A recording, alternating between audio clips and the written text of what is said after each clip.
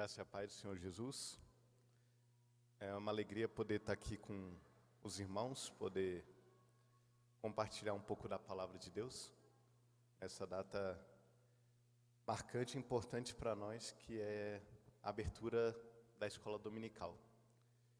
Na Igreja Cristã Evangélica do Brasil, esse é um dos poucos requisitos essenciais para que uma igreja possa ser aberta. Ela precisa ter uma escola bíblica dominical, senão ela não pode funcionar como uma SEB. Então, nisso a gente já vê que para nós, como Igreja Cristã Evangélica, ela é muito importante. E a gente vai falar um pouco mais sobre a importância da escola bíblica dominical. E a pergunta é justamente qual a importância da EBD. Eu já falei em questão organizacional, que ela é fundamental para a existência de uma igreja cristã evangélica. Só que para nós respondermos essa pergunta, qual a importância da EBD, eu tracei aqui um caminho para e a gente vai responder no final qual que é a importância dela, porque a gente vai ver que a EBD ela não é um fim em si mesmo, mas ela tem um objetivo e a gente precisa entender qual que é o objetivo dela para a gente poder compreender a importância que nós devemos dar à escola bíblica dominical. Então, pedir que os irmãos me acompanhem nesse trajeto, que a gente vai pensando e caminhando até nós chegarmos à conclusão do porquê a escola bíblica dominical é importante para nós. E a primeira pergunta que a gente tem que responder, hoje sempre em tudo aquilo que a gente faz como cristãos, é: qual o nosso objetivo como crentes e como igreja? A partir do momento em que nós somos convertidos por Cristo Jesus, a partir do momento em que nós iniciamos a nossa caminhada, qual é o nosso objetivo como crentes? Para o que Deus nos chamou? Para o que Deus nos criou? E, acessório a isso, qual é o nosso objetivo como igreja? Que a igreja é a reunião dos crentes. Então, individualmente e coletivamente, qual é o nosso objetivo? A resposta para essa pergunta deve conduzir a nossa vida no dia a dia e a nossa vida como igreja também. E a resposta mais básica, que se ramifica em várias questões, é que nosso objetivo é glorificarmos a Deus. O ser humano foi criado para glorificar a Deus. E a partir do momento em que nós fomos salvos, nós vivemos para a glória de Deus. Tudo na criação reflete a glória de Deus. Os salmistas vão falar muito isso, que os céus proclamam a glória de Deus. Deus criou um mundo muito bom. Deus criou o ser humano como a coroa da sua criação. O ser humano reflete a glória de Deus no mundo. Então, o nosso objetivo primordial como crentes e como igreja é nós glorificarmos a Deus. E aí surgem mais perguntas a partir disso. Como então nós podemos glorificar a Deus? E nós temos diversos, que nem eu falei, estou traçando um caminho aqui, vocês podem fazer uma classe de EBD, como glorificar a Deus. Dá para trabalhar vários temas diferentes. Só que o que eu coloquei, talvez o mais básico de tudo, é nós servirmos a Deus com fidelidade. Para que nós possamos glorificar a Deus, nós precisamos servi-lo com fidelidade. A nossa vida tem que ser uma vida de serviço. O próprio Senhor Jesus, quando veio a esse mundo, ele disse que o Filho do Homem não veio para ser servido, mas para servir e dar a sua vida em resgate de muitos. O Senhor Jesus disse que veio fazer a obra de seu Pai, e nos seus momentos derradeiros, pouco antes da crucificação, ele fala: chegou a hora da glorificação, tanto do Filho quanto do Pai, por causa da sua obra, por causa do seu serviço. Então, nosso objetivo é glorificarmos a Deus. Nós glorificamos a Deus servindo a Deus com fidelidade, e nós vemos isso. Jesus deu alguns exemplos para nós, e eu quis separar um aqui que é bem no momento em que Jesus está se despedindo dos seus discípulos. Ele mostrou um caminho para nós seguirmos, um caminho que traria glória a Deus. O texto está em Mateus 28, em que Jesus, pouco antes de subir aos céus, conhecido esse texto como a grande comissão, o Senhor Jesus diz: aproximando-se, falou-lhes, dizendo: toda autoridade me foi dada no céu e na terra. Ide, portanto, fazei discípulos de todas as nações, batizando-os em nome do Pai, do Filho e do Espírito Santo, ensinando-os a guardar todas as coisas que vos tenho ordenado. e eis que estou convosco todos os dias até a consumação do século. E aqui assim termina o evangelho de Mateus. Depois os outros evangelhos vão falar que Jesus subiu aos céus e tudo mais. Mas aqui, o evangelista Mateus, ele termina o seu relato sobre Jesus com uma ordem de Jesus. Ele fala, Jesus morreu, Jesus ressuscitou, Jesus reúne os seus discípulos e ele fala, eu tenho toda a autoridade no céu e na terra. Então ninguém pode impedir vocês de cumprirem aquilo que eu vou dizer para vocês fazerem. E ele termina com essa ordem. Fazei discípulos de todas as nações, batize esses discípulos em nome do Pai, do Filho e do Espírito Santo e ensine-os a guardar todas as coisas que vos tenho ordenado. Então, Jesus, com o objetivo de que o seu povo, que a sua igreja, que os seus discípulos glorificassem a Deus no mundo, deixa eles com essas 3 ordens. Então, a vontade de Deus, assim, a última vontade expressa de Jesus é que os seus discípulos façam discípulos, ensinem as suas palavras e batizem pessoas. Então, se fosse para guardar, quase como o Mateus falou, Jesus fez tudo isso e ensinou várias coisas, mas se for para guardar a última coisa, guarda isso aqui. Estava até conversando com um irmão da igreja ontem, ele é médico e ele trabalha também com essa parte de educação, e ele falou que existe um condicionamento no ser humano, que quando alguém fala concluindo, eles já fizeram estudos neurológicos, quando algum palestrante, alguém está falando assim, então, em conclusão, existe um pico de atenção na mente das pessoas. Por isso que se alguém fala concluindo e leva mais 15 minutos, as pessoas não prestam mais atenção, porque esse pico é breve, tipo assim, concluindo, em 3 minutos você tem que terminar, mas as pessoas vão ter um pico de atenção. Então, Mateus está concluindo aqui, concluindo, prestem atenção nisso aqui, guardem essas informações para vocês.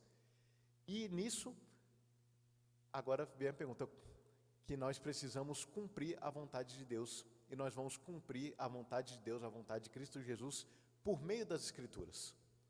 Para que nós façamos isso, porque se a gente for colocar em algumas palavras aquilo que foram as ordens de Jesus, ele mandou que nós realizássemos o discipulado, ele mandou que nós evangelizássemos, e ele mandou que nós santificássemos uns aos outros. Fazer discípulos de todas as nações, batizar em nome do Pai, do Filho e do Espírito Santo, um resultado do evangelismo, e ensinar a guardar todas as coisas que o Senhor Jesus ordenou. Nós nos tornamos mais santos à medida que nós obedecemos aquilo que o Senhor Jesus nos mandou fazer.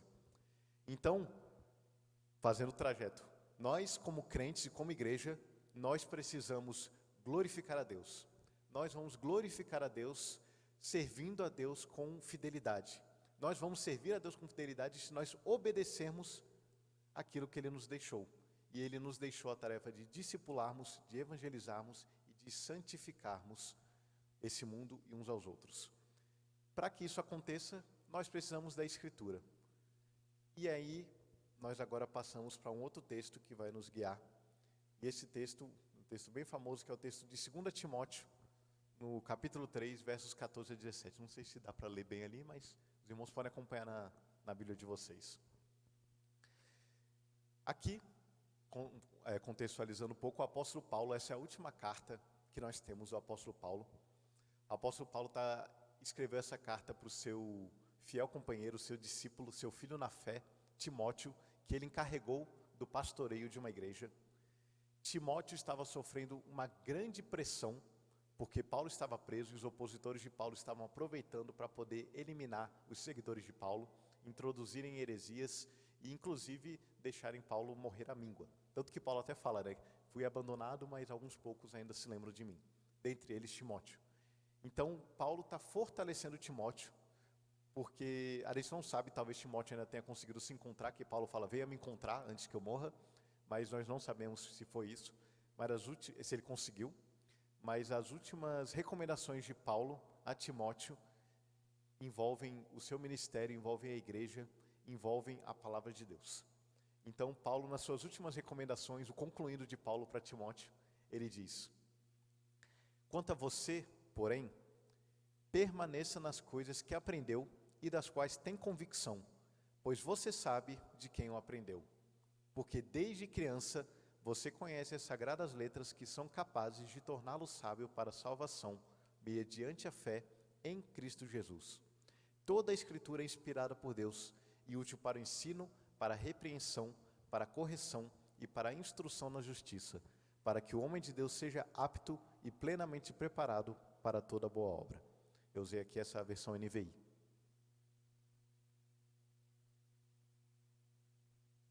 Então, nas últimas instruções de Paulo a Timóteo, para que Timóteo fosse um crente fiel, para que Timóteo fosse um crente que glorificasse a Deus e conduzisse a igreja de Cristo nessa tarefa de glorificar a Deus, ele traz essa palavra muito assertiva sobre a questão das Escrituras, sobre o papel da palavra de Deus na vida de Timóteo e na vida da igreja. E ele convoca Timóteo, aqui ele está convocando, clamando que Timóteo prestasse atenção. Ele fala: Timóteo, permaneça na palavra. É a primeira coisa que Timóteo precisava fazer.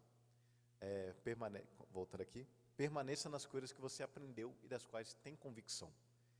Paulo convoca Timóteo a permanecer naquilo que ele aprendeu desde a infância. E aqui é interessante, né, que a formação de Timóteo não foi uma formação da noite para o dia. Aquilo que Timóteo aprendeu, ele aprendeu, as Escrituras nos contam, da sua avó Lloyd e da sua mãe Eunice. Ele foi instruído na palavra desde pequeno. E é muito interessante, eu lá em Brasília, na igreja de Brasília, eu sou pastor de crianças.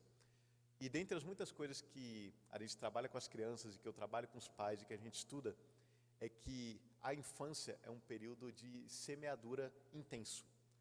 A gente não pode querer colher frutos maduros de crianças, porque senão eu não mexo com planta, mas do que eu já li, se você tenta colher um fruto antes de estar pronto, você pode comprometer toda a produção daquela planta. Então, nós temos que semear, nós temos que cultivar, para que as crianças possam amadurecer, e no tempo apropriado, nós vamos colher os frutos.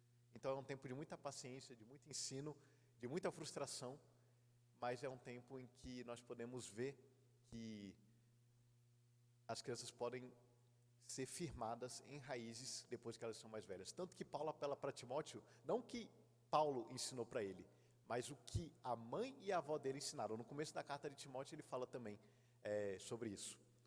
Então ele fala: permaneça na palavra, permaneça naquilo que você aprendeu desde a sua infância.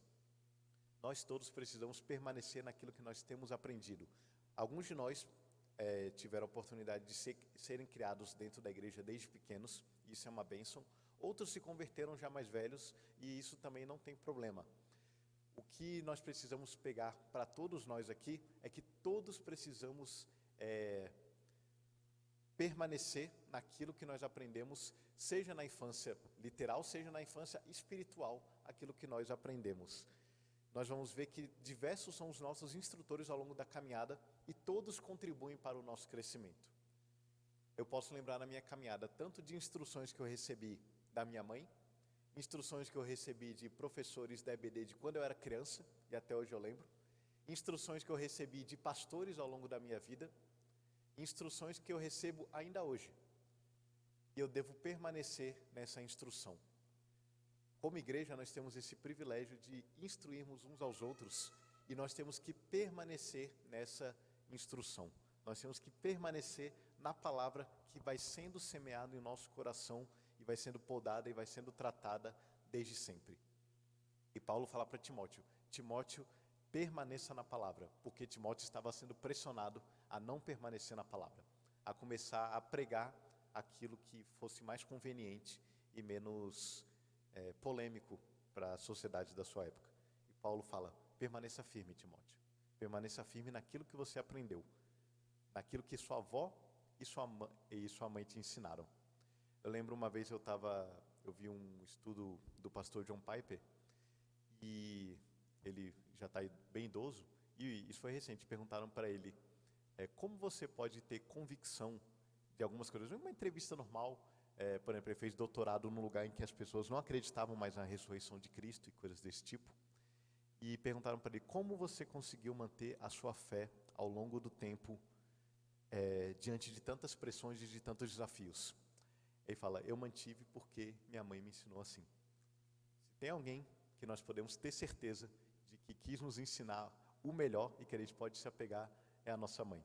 E ele fala, minha mãe me ensinou a minha fé. Então eu me apego naquilo que eu aprendi de criança. Ele, um homem que escreveu dezenas de livros, estudou muito, ele fala, a base daquilo que eu creio vem da minha casa. Então, Paulo está convocando, fazendo essa convocação. E, como eu falei, muitos não tiveram oportunidade de crescer num lar assim, mas receberam um cuidado espiritual na infância espiritual. Receberam as bases da pessoa que te evangelizou, que te discipulou. No começo da sua caminhada, provavelmente, você ainda lembra muito bem da pessoa que te acompanhou no começo da sua caminhada. E Paulo fala, permaneça naquilo que você aprendeu no começo, sobre a palavra de Deus, sobre a base da fé. E Paulo desenvolve, ele fala, por quê? Porque aquilo que você aprendeu desde pequeno sobre as sagradas letras, sobre as escrituras, pode te tornar sábio para a salvação.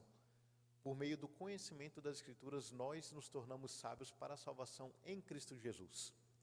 O que Paulo está mostrando aqui, todo o conhecimento que Timóteo adquiriu das escrituras desde que ele era pequeno, serviu para que ele se tornasse sábio para a salvação. A ideia aqui de Paulo, a salvação por meio da fé em Cristo Jesus, Paulo ressalta. Porque a ideia não é que a salvação, que é pelo conhecimento que nós vamos ser salvos, mas é pelo conhecimento das escrituras que Deus opera a fé em nosso coração para que nós possamos ser salvos. A gente precisa, as escrituras nos revelam a pessoa e a obra de Jesus. Desde o Gênesis até o Apocalipse, a Bíblia vai sedimentando o nosso conhecimento sobre quem é Deus, sobre o pecado, sobre o mundo, sobre a nossa necessidade de um Salvador e sobre Cristo Jesus ser o nosso Salvador. É até interessante, a Missão Novas Tribos, que trabalha com a evangelização de povos indígenas, eles têm um material muito bom que se chama Alicerces. E a perspectiva deles como missionários entre os indígenas é que eles não podem chegar para os indígenas falando sobre Jesus. Eles precisam começar do começo. Porque para os indígenas entenderem a relevância de Jesus, o propósito de Jesus e o que Jesus veio fazer, eles precisam primeiro entender o começo de tudo. Então o material deles começa da criação, passa pelo Antigo Testamento até chegarem em Jesus. Então eles entendem que o trabalho de evangelização não pode ser um trabalho relâmpago, precisa ser um trabalho de construção no coração e na mente de uma pessoa. Então o apóstolo Paulo, até em outro texto, ele fala disso aos romanos, né? Ele fala, se com a tua boca confessares Jesus como Senhor, e em teu coração creres que Deus o ressuscitou dentre os mortos, serás salvo. Então ele fala, se você confessa Jesus como Senhor e crê que Ele ressuscitou, então aqui é um resumo da fé cristã.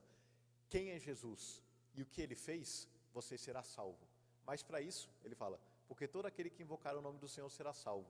Como, porém, invocarão aquele em quem não creram? E como crerão naquele de quem nada ouviram? E como ouvirão se não há quem pregue?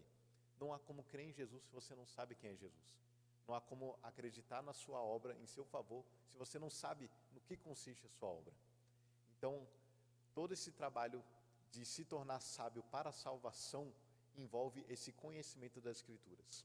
E esse conhecimento não é um conhecimento aprofundado em que nós precisamos saber todos os nomes das genealogias, mas nós precisamos entender a mensagem das Escrituras, a criação de Deus, a queda do homem e a redenção que vem por meio de Jesus. E isso passa pelas Escrituras como um todo. Então Paulo fala, permaneça nas Escrituras, porque elas são um instrumento para que você se torne sábio para a salvação. Por meio da palavra, por meio do conhecimento da palavra, você conheceu a salvação e outros também podem conhecer a salvação. E Paulo fala dessa permanência, ele fala dessa salvação e ele fala também da utilidade. E toda essa Escritura, que é inspirada por Deus, e aqui Paulo está falando sobretudo do Antigo Testamento. Então o Antigo Testamento, ele é a palavra de Deus, ele foi inspirado por Deus, bem como o Novo Testamento, e isso é essencial e útil para nós. Então a palavra de Deus tem utilidade, e Paulo vai mostrar diferentes formas como essa palavra tem utilidade para nós. Por exemplo, primeiro o ensino. Toda Escritura é inspirada por Deus e útil para o ensino. As Escrituras são a fonte do ensino da doutrina cristã. Nesse sentido, nós precisamos sempre estar empenhados no ministério de ensino e tudo que nós ensinamos precisa estar baseado nas Escrituras. Elas são a fonte do ensino da doutrina cristã. Se nós formos olhar as cartas de Paulo, a gente pode fazer esse comparativo com o Antigo Testamento. Tudo aquilo que Paulo ensinava estava ancorado no Antigo Testamento e agora ele ensinava a partir de Cristo Jesus. Ele fala, Cristo Jesus é aquele que foi prometido desde o princípio, ele é o nosso Messias, ele é o nosso Salvador, ele é o nosso Redentor, e aquilo que ele estava falando não vinha da cabeça dele. Ele agora entendia, tanto que quando a gente lê a história de Paulo, a gente vê que ele se converteu, começou a pregar, foi perseguido, e aí ele se recolheu por um tempo. E nesse tempo, os estudiosos entendem que Paulo, como conhecedor das Escrituras, ele foi reestudar tudo o que ele sabia, mas agora tendo a percepção de que Jesus era aquele que eles aguardavam. Então ele começa a olhar, então Romanos e outras cartas todas ele fala, por exemplo, de como a lei serviu para nos conduzir até Cristo. Mas ele fala isso por quê? Porque ele conhecia a lei e ele foi voltar, mas qual o sentido da lei a partir de Cristo? Ele fala, a lei nos conduziu até Cristo. Ele fala, como que os gentios agora podem fazer parte da igreja? Fazer parte do povo de Deus, podem ser a igreja, se a promessa era para os descendentes de Abraão. E ele vai entender que os descendentes de Abraão são aqueles que creem em Cristo Jesus e se tornam descendentes por meio da fé. Vai falar isso em Gálatas também. Então, o que Paulo está ensinando, toda a doutrina cristã que Paulo passa para Timóteo e passa adiante, e também Pedro, João, eles puxam lá do Antigo Testamento a partir de Cristo. Então, tudo aquilo que nós precisamos entender sobre a fé cristã, sobre sermos igreja, sobre sermos crentes, precisa estar ancorado nas Escrituras. A Escritura é suficiente para nós. Nós precisamos entender o nosso mundo a partir das Escrituras. Então, a forma como trabalhamos, a forma como nós vivemos o nosso casamento, a criação de filhos, a nossa sociedade, a política que está ao nosso redor, tudo precisa ser a partir das Escrituras. Ela é útil para o ensino dos crentes. Então, Paulo fala, essa palavra ela é útil. Isso ainda está dentro do contexto, né? Como nós podemos servir a Deus com fidelidade e glorificarmos? É a partir da palavra, permanecendo na palavra, tendo salvação pela palavra e vendo a utilidade da palavra para o nosso dia a dia. A primeira coisa que Paulo fala é o ensino. Depois ele também fala, ela também é útil para a repreensão. Por meio das Escrituras, o erro é refutado e o pecado é repreendido. Todos nós temos pecado, todos nós somos pecadores, mas muitas vezes a gente só percebe o nosso pecado a partir das Escrituras. Coisas que talvez para nós sejam óbvias, às vezes por causa de criação, fomos ensinados desde pequeno que mentir errado já é automático para nós. Mas outras coisas só vão se tornando claras para nós a partir do momento em que a Escritura nos repreende. A Escritura nos repreende nos nossos pecados, nos repreende nas nossas idolatrias, nos repreende naquilo que nós vamos construindo e que muitas vezes é bom, mas se torna um mal. Por exemplo, nós sabemos que a nossa família ela é importante. Nós temos que zelar pela nossa família. Os maridos precisam amar as suas esposas, entregando sua vida por elas. As esposas precisam ser submissas aos maridos, assim como a igreja é submissa a Cristo. Os pais não podem irar seus filhos, os filhos precisam honrar seus pais. Nós aprendemos tudo isso a partir das Escrituras. As Escrituras vão nos repreender no nosso erro. Se nós estamos, por exemplo, fazendo as coisas de forma desbalanceada. Então, a Escritura nos mostra a importância da família, mas a partir do momento em que a família se torna o fundamento da sua vida, se torna aquilo que é mais importante na sua vida, a Escritura vai te repreender, porque não pode ser assim.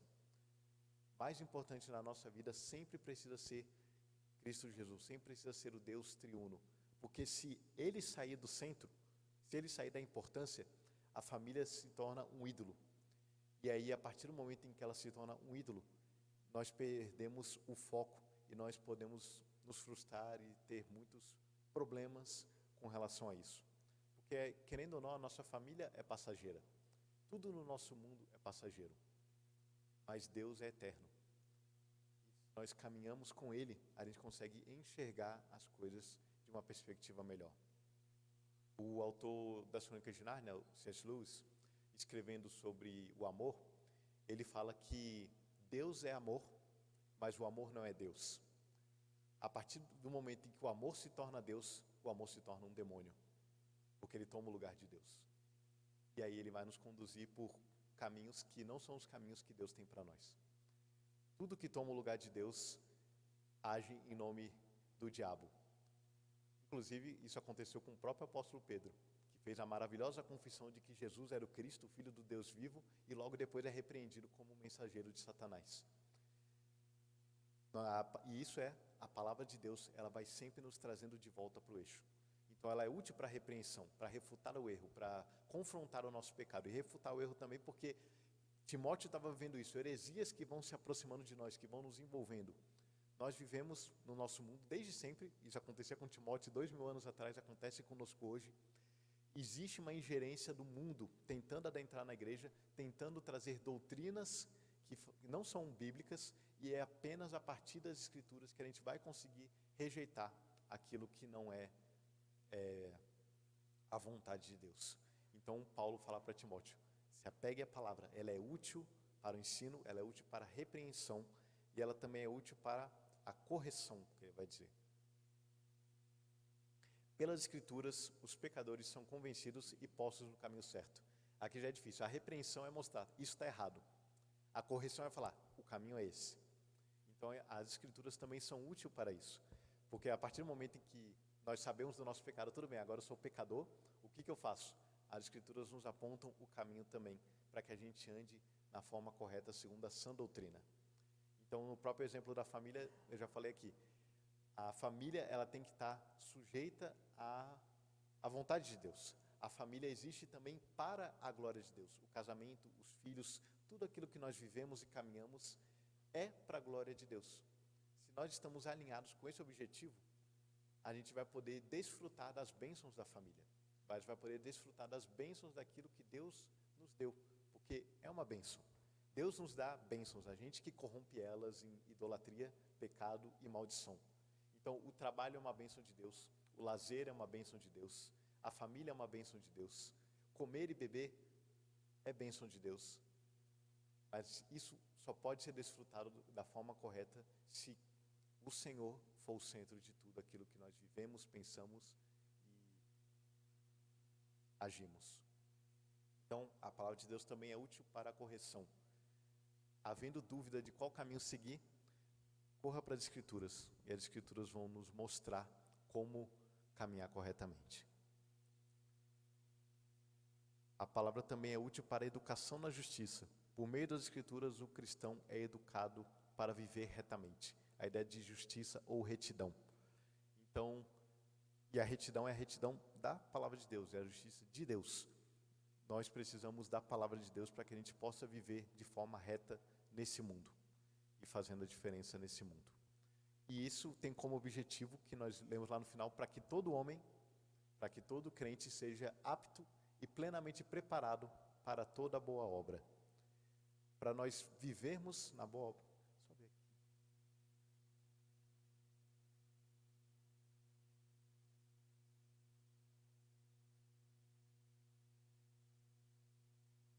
Acho que não sei se eu coloquei agora ou depois, mas enfim. Mas é que nós precisamos ser preparados para toda boa obra. Mas antes da gente falar sobre isso, eu queria mostrar para os irmãos alguns textos nas Escrituras em que nós temos exemplos de como a palavra de Deus fez diferença na vida do povo de Deus e como ela conduziu o povo para que vivesse conforme a glória de Deus, para que vivesse servindo a Deus com fidelidade. O primeiro exemplo que eu quero mostrar para os irmãos é o exemplo do rei Josias. Está em 2 Crônicas, capítulo 34. Então, se os irmãos puderem abrir, para a gente acompanhar. Segundo livro de Crônicas, no capítulo 34.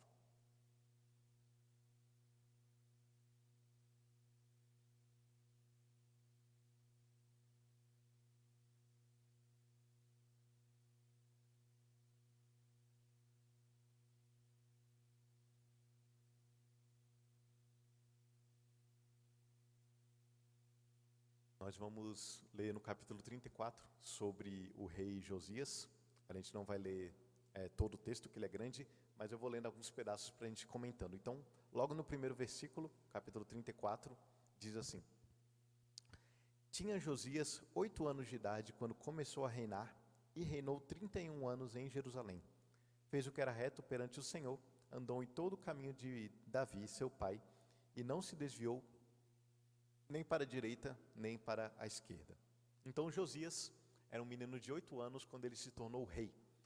E ele vinha o seu pai e o seu avô foram alguns dos piores reis que existiram em Judá. Seu pai era o rei Amon, seu avô era o rei Manassés. Foram 2 reis que introduziram idolatria, introduziram violência, fizeram todo tipo de coisa terrível em Israel, e por causa disso o povo de Judá havia se afastado de Deus. E Josias era um menino de 8 anos quando começou a reinar, e porque ele era muito novo, ele provavelmente havia um regente que caminhava junto com ele, às vezes era um conselho, mas normalmente eram sacerdotes. Então, provavelmente algum sacerdote caminhou com Josias nos primeiros anos e ajudou Josias a ir entendendo qual que era a vontade de Deus. Mas Josias foi crescendo e aí ele entendeu que uma coisa era importante, que era reformar o templo. O templo estava abandonado, né, como seus antecessores não foram comprometidos com a adoração a Deus. O templo ficou abandonado e Josias então manda que o templo que fosse feita uma reforma no templo. E aí nós vamos para o verso 14 do capítulo 34. Quando se tirava o dinheiro que se havia trazido à casa do Senhor, Ilquias, o sacerdote, achou o livro da lei do Senhor, dado por intermédio de Moisés. Então disse Ilquias ao escrivão Safã: achei o livro da lei na casa do Senhor. Ilquias entregou o livro a Safã. Então Safã levou o livro ao rei e lhe deu o relatório dizendo: tudo quanto se encomendou a teus servos, eles o fazem. Contaram o dinheiro que se achou na casa do Senhor e o entregaram nas mãos dos que dirigem a obra e dos que a executam. Relatou mais o escrivão ao rei, dizendo: o sacerdote Ilquias me entregou um livro. Safã leu ele diante do rei. Então, o livro da lei, a palavra de Deus, estava perdida. É até curioso a gente pensar como é que o povo de Israel viveu, que nesse intervalo foi um intervalo de mais de 50 anos, né, pegando os reinados de Manassés e Amon. Por todo esse tempo, com o livro da lei perdido, como que eles estavam praticando a adoração, como que eles estavam sacrificando, como eles estavam fazendo as coisas, como eles estavam vivendo. Porque eles haviam perdido o parâmetro deles, os sacerdotes mesmo estavam sem parâmetro, estavam fazendo as coisas talvez de cabeça, aquilo que eles lembravam mais ou menos. E então, quando eles foram reformar o templo, encontraram o livro da lei e o livro foi levado para o rei. E aí nós lemos que o rei começou a ouvir a leitura e no verso 19 nós lemos: tendo o rei ouvido as palavras da lei, rasgou as suas vestes. Rasgar as vestes era um sinal de lamento, era um sinal de desespero. Por quê?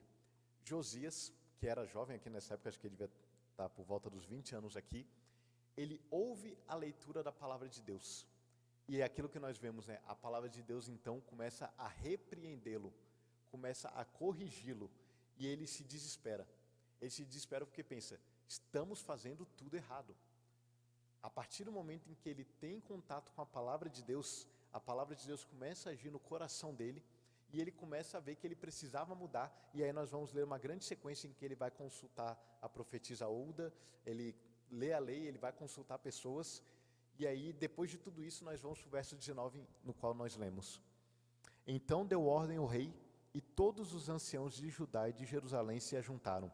O rei subiu à casa do Senhor, e todos os homens de Judá, todos os moradores de Jerusalém, os sacerdotes, os levitas e todo o povo, desde o menor até o maior, e leu diante deles todas as palavras do livro da aliança que fora encontrado na casa do Senhor.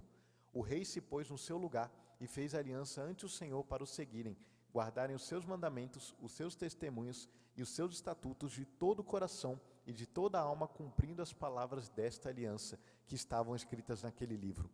Todos os que se acharam em Jerusalém e em Benjamim anuíram a esta aliança, e os habitantes de Jerusalém fizeram segundo a aliança de Deus, o Deus de seus pais. Josias tirou todas as abominações de todas as terras que eram dos filhos de Israel, e a todos quantos se acharam em Israel os obrigou a que servissem ao Senhor seu Deus. Enquanto ele viveu, não se desviaram de seguir o Senhor Deus de seus pais. O que nós lemos aqui seria o que nós chamaríamos de um avivamento. Porque a partir do momento em que Josias teve contato com a palavra de Deus, ele buscou conhecer mais essa palavra, ele foi repreendido no seu pecado e ele levou isso para o povo. Ele fez uma grande reforma, jogou fora os ídolos, convocou o povo a reafirmar a aliança com Deus e levou o povo a caminharem em fidelidade a Deus. E nisso nós vemos um exemplo do que por que Paulo podia falar com tanta propriedade, de que a palavra de Deus é útil para o ensino, a repreensão, a correção e a educação na justiça. Porque ele sabia disso tudo. Ele sabia de como no passado a palavra de Deus foi pregada e de como ela transformou a vida de muitas pessoas. E esse é um exemplo, eu quero também ver outro exemplo com os irmãos, que é o exemplo de Esdras e Neemias. Então vamos para o texto de Neemias, um pouco à frente aí, no capítulo 8, versos 1 a 12.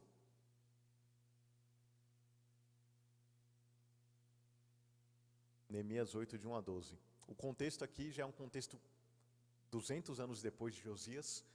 O povo desobedeceu a Deus depois da morte de Josias, foi levado cativo para a Babilônia, voltou da Babilônia, mas estavam misturados com coisas da Babilônia, com coisas dos outros povos. Então Esdras, o escriba e sacerdote, volta para Israel e junto com Neemias, o governador, querem promover mais uma reforma e eles fazem isso a partir das Escrituras. E nós vamos ler no texto aqui. Em chegando o 7º mês, e estando os filhos de Israel nas suas cidades, todo o povo se ajuntou como um só homem na praça, diante da porta das águas, e disseram a Esdras, o escriba, que trouxesse o livro da lei de Moisés, que o Senhor tinha prescrito a Israel. E Esdras, o sacerdote, trouxe a lei perante a congregação, tanto de homens como de mulheres, e de todos os quais eram capazes de entender o que ouviam. Era o 1º dia do 7º mês. E leu no livro diante da praça, que está fronteira à porta das águas, desde a alva até o meio-dia, perante homens e mulheres, e os que podiam entender, e todo o povo tinha os ouvidos atentos ao livro da lei. Esdras, o escriba, estava num púlpito de madeira, que fizeram para aquele fim. Estavam em pé junto a ele, à sua direita, Matitias, Sema, Anaías, Urias, Ilquias e Maséias, e à sua esquerda, Pedaías, Misael, Malquias, Azum, Asbadana, Zacarias e Mesulão. Esdras abriu o livro à vista de todo o povo, porque estava acima dele. Abrindo ele, todo o povo se pôs em pé. Esdras bendisse ao Senhor, o grande Deus, e todo o povo respondeu, Amém, Amém. E levantando as mãos, inclinaram-se e adoraram o Senhor com o rosto em terra. E Jesua, Bani, Serebias, Jamim, Acube, Sebetai, Odias, Maséias, Quelita, Azarias, Josabe, Anã, Pelaías e os levitas ensinavam o povo na lei, e o povo estava no seu lugar.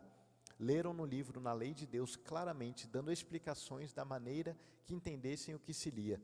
Neemias era o governador, e Esdras, sacerdote e escriba.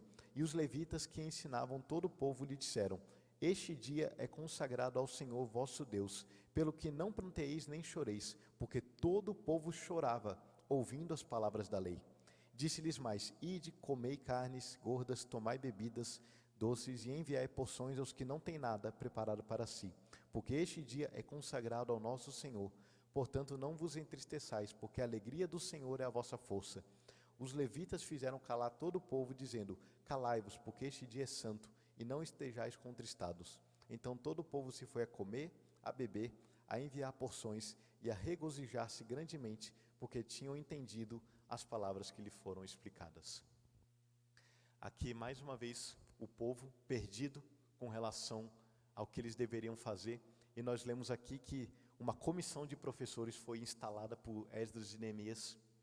Esdras leu a lei para o povo, e o povo foi ensinado. E nós lemos, o povo foi ensinado, por causa disso o povo foi repreendido, diz que o povo chorava tanto, que precisaram ser animados de novo, né? Então a alegria do Senhor é a vossa força. E foram corrigidos e instruídos do que eles deveriam fazer agora. Tudo por causa da palavra. Tudo porque eles foram ensinados a palavra. E nós lemos aqui mais uma vez como Paulo podia dizer, permanece na palavra. Olha o que a palavra é capaz de fazer. E isso a gente pega os exemplos históricos e a gente pode, e o próprio Paulo teve essa vivência em sua vida. Vamos agora para o texto de Atos, no capítulo 19, para ver aquilo que o próprio Paulo viveu com relação à palavra e do porquê ele podia afirmar isso para Timóteo.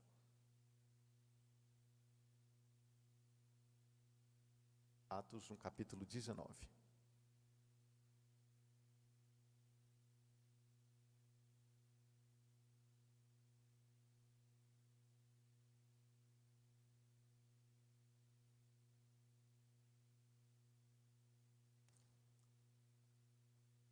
19, de 8 a 20, quando Paulo estava em Éfeso. Diz assim a palavra do Senhor.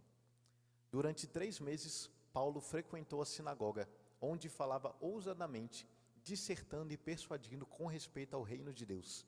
Visto que alguns deles se mostravam empedernidos e descrentes, falando mal do caminho diante da multidão, Paulo, apartando-se deles, separou os discípulos, passando a discorrer diariamente na escola de Tirano. Durou isto por espaço de 2 anos, dando ensejo a que todos os habitantes da Ásia ouvissem a palavra do Senhor, tanto judeus como gregos. E Deus, pelas mãos de Paulo, fazia milagres extraordinários, a ponto de levarem aos enfermos lenços e aventais de seu uso pessoal, diante dos quais as enfermidades fugiam das suas vítimas e os espíritos malignos se retiravam. E alguns judeus exorcistas ambulantes tentaram invocar o nome do Senhor Jesus sobre possessos de espíritos malignos, dizendo: "Esconjuro-vos por Jesus a quem Paulo prega." Os que faziam isto eram 7 filhos de um judeu chamado Seva, sumo sacerdote. Mas o espírito maligno lhes respondeu: "Conheço Jesus e sei quem é Paulo, mas vós, quem sois?" E o possesso do espírito maligno saltou sobre eles, subjugando a todos, e de tal modo prevaleceu contra eles que, desnudos e feridos, fugiram daquela casa. Chegou este fato ao conhecimento de todos, assim judeus como gregos, habitantes de Éfeso. Veio temor sobre todos eles, e o nome do Senhor Jesus era engrandecido. Muitos dos que creram vieram confessando e denunciando publicamente as suas próprias obras. Também muitos dos que haviam praticado artes mágicas, reunindo seus livros, os queimaram diante de todos. Calculados os seus preços, achou-se que montavam 50.000 denários.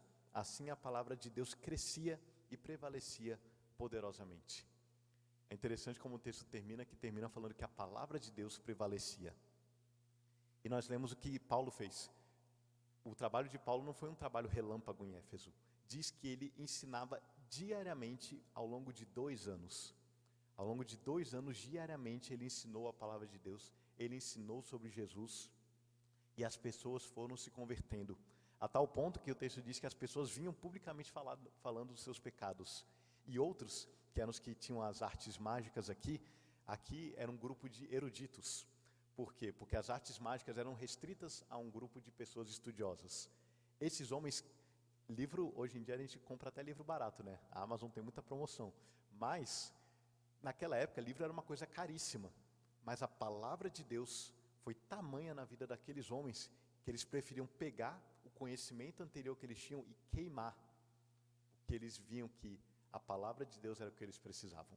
E diz o texto que a palavra do Senhor crescia e prevalecia poderosamente. Diante disso, nós vemos como a palavra de Deus ela é útil para o ensino, a repreensão, a correção e a educação na justiça. Ela é útil para nos tornar sábios para a salvação. Ela é útil para que nós sejamos aptos e plenamente preparados para toda boa obra. E quando nós estamos preparados para toda boa obra, nós podemos servir a Deus com fidelidade. Quando nós servimos a Deus com fidelidade, nós o glorificamos e nós cumprimos o nosso propósito como crentes e como igreja. E aí, diante disso tudo, vem a pergunta mais uma vez: qual é a importância da EBD nisso tudo? A EBD, ela é uma forma eficaz de instrução na palavra. Nós vemos aqui, nos textos todos, a gente poderia até comparar, de forma anacrônica, é claro, mas com a forma como eles fizeram um tipo de EBD no passado. Esdras e Neemias juntaram os levitas, juntaram os sacerdotes, e os sacerdotes iam lendo e explicando para o povo, e o povo entendendo o que ia acontecendo. Paulo literalmente ensinava numa escola. Ele alugou um espaço de uma escola, pegou emprestadas, não sabe, a escola de Tirano, reunia as pessoas ali e ensinava a todos eles sobre a palavra de Deus. Para que nós possamos cumprir o nosso objetivo de glorificarmos a Deus, servindo a Ele com fidelidade, nós precisamos da palavra de Deus. Para que nós possamos discipular, nós precisamos da palavra de Deus. Para que nós possamos evangelizar, nós precisamos da palavra de Deus. Para que nós possamos nos santificar e levar os outros à santificação, nós precisamos da palavra de Deus. E por meio da escola bíblica dominical, nós podemos nos aprofundar nas Escrituras. Nós podemos estudar mais a fundo aquilo que muitas vezes nós lemos. Como diz o texto de Esdras e Neemias, o povo se alegrou porque eles estavam entendendo o que estava escrito. Muitas vezes, na nossa leitura mais rápida, a gente não entende algumas coisas. Isso é natural. Mas Paulo também diz que Deus concedeu mestres à igreja. E nós precisamos desfrutar dessa bênção. Os mestres que Deus colocou na igreja, os pastores e presbíteros, sobretudo, foram levantados por Deus para que a igreja fosse instruída. Eu quero ler com os irmãos o texto aqui de Efésios, porque nos mostra um pouco dessa relevância dos mestres que Deus colocou. Efésios capítulo 4, versos 11 até o 16. Diz assim a palavra do Senhor. E Ele mesmo concedeu uns para apóstolos, outros para profetas, outros para evangelistas e outros para pastores e mestres. Deus levantou essas pessoas com vistas ao aperfeiçoamento dos santos, para o desempenho de seu serviço, para a edificação do corpo de Cristo, até que todos cheguemos à unidade da fé e do pleno conhecimento do Filho de Deus, à perfeita varonilidade, à medida da estatura da plenitude de Cristo, para que não mais sejamos como meninos, agitados de um lado para o outro e levados ao redor por todo o vento de doutrina, pela artimanha dos homens, pela astúcia dos que induzem ao erro, mas seguindo a verdade em amor, cresçamos em tudo naquele que é a cabeça, Cristo, de quem todo o corpo bem ajustado e consolidado, pelo auxílio de toda a junta, segundo a justa cooperação de cada parte, efetua o seu próprio aumento para a edificação de si mesmo em amor. Paulo está dizendo aqui que Deus levantou esses mestres, levantou essas pessoas para que nós possamos seguir em unidade de fé, para que nós possamos crescer em amor, para que nós não sejamos levados por todo o vento de doutrina, para que nós possamos ser maduros em Cristo Jesus. Então, que nem eu falei, a EBD ela não é um fim em si mesmo. Por isso que eu fiz esse caminho com os irmãos. Nós precisamos entender qual o nosso objetivo como crentes e como igreja, para que a gente possa situar a EBD dentro dessa missão, a missão de glorificarmos a Deus. Nós temos outros instrumentos de ensino também, tem o discipulado 1 a 1, tem os pequenos grupos, tem outras formas, mas a EBD é um meio eficaz, já de centenas de anos, para esse tipo de ensino. Então, o convite é para que os irmãos possam desfrutar da escola bíblica dominical, possam desfrutar dos pastores de vocês, possam desfrutar dos presbíteros de vocês, dos professores, daqueles que se afadigam no estudo da palavra, para que todos possam ser aptos e plenamente habilitados para toda boa obra. Para nós glorificarmos a Deus, nós precisamos servi-lo com fidelidade. Para servi-lo com fidelidade, precisamos da sua palavra. E por meio da EBD nós podemos nos aprofundar no conhecimento das Escrituras. Então, que Deus abençoe os irmãos nesse semestre de estudo da palavra. Deus abençoe cada um dos professores e que todos possamos crescer no conhecimento de Deus para poder servi-lo com fidelidade e glorificarmos o seu santo nome. Deus os abençoe.